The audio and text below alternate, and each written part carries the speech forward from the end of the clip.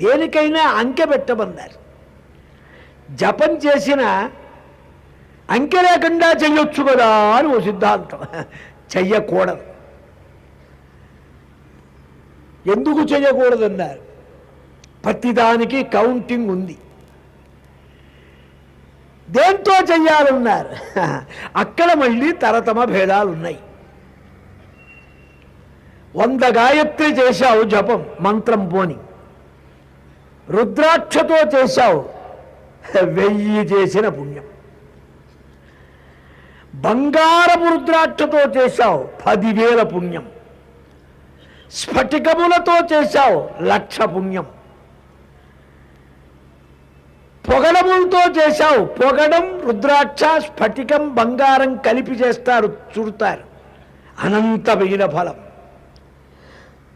ఇంట్లో చేసుకున్నావు, 10 గుణం.